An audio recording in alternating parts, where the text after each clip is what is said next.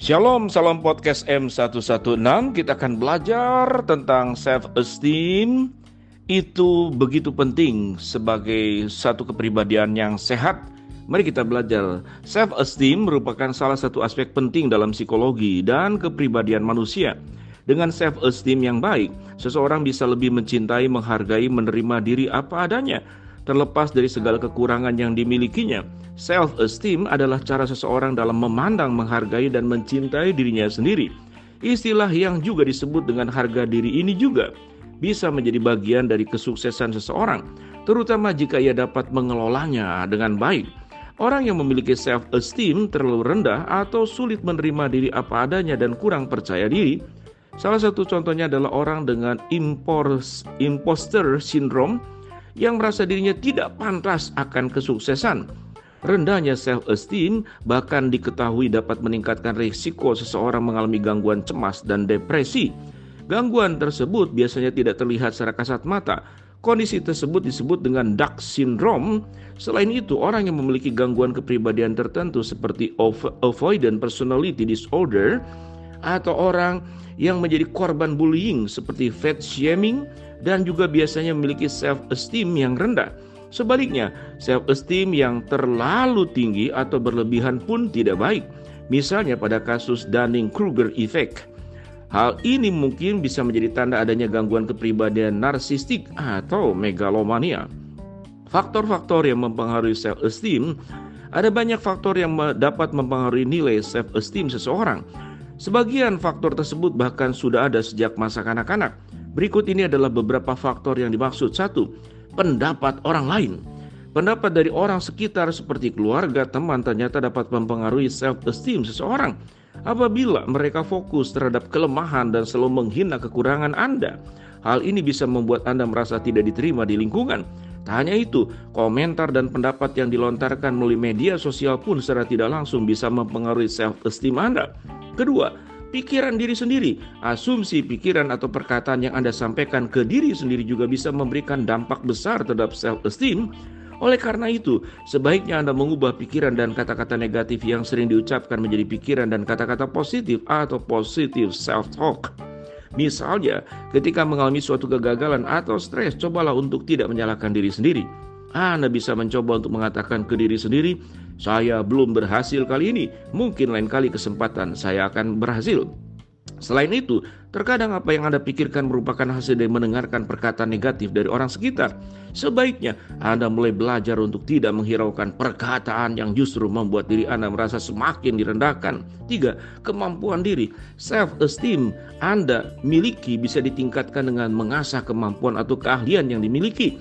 Menyalahkan diri sendiri dan membandingkan diri sendiri dengan orang lain hanya akan menurunkan self-esteem Anda. Oleh karena itu, sebaiknya Anda melatih kemampuan atau belajar hal-hal baru, seperti bermain musik, menulis, atau berolahraga. Hal ini bisa membuat Anda menyadari akan kemampuan Anda dan merasa bangga dengan diri sendiri. Namun, jangan terlalu keras terhadap diri sendiri hingga lupa bahwa Anda sudah melakukan yang terbaik. Hal ini dapat menghilangkan kesempatan untuk membangun self-esteem. 4. Pola asuh pada masa kecil. Salah satu aspek penting juga yang ikut membentuk nilai self-esteem seseorang adalah bagaimana pola asuhnya semasa kecil.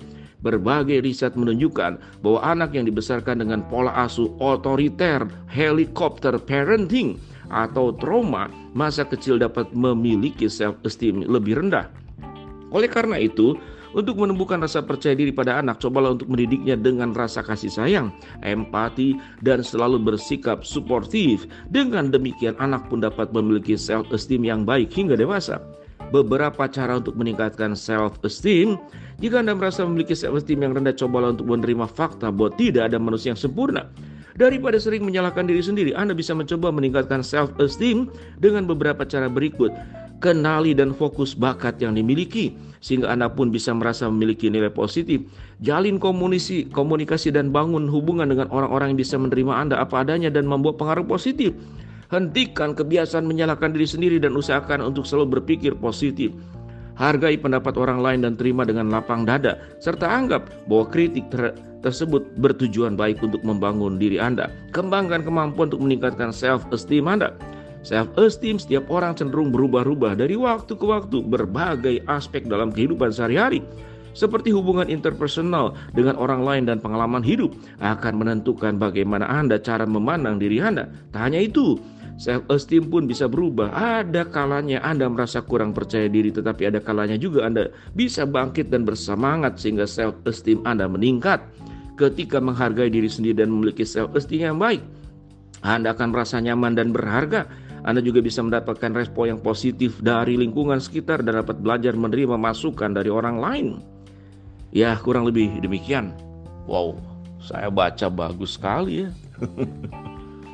Dan menghargai diri sendiri itu adalah aspek teologis dan dasar firman Tuhan.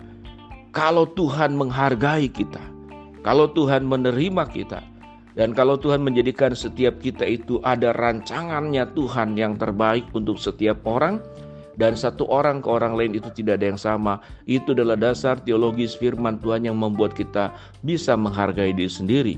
Tuhan mencintai kita, menjadikan kita itu spesifik, tidak ada duanya. Maka temukan keunikan dirimu, jadilah dirimu. Kemudian ikutin tahapan-tahapan dalam membangun self-esteem, sehingga kita menjadi orang yang berharga untuk diri sendiri, tentunya yang paling utama buat kemuliaan Tuhan.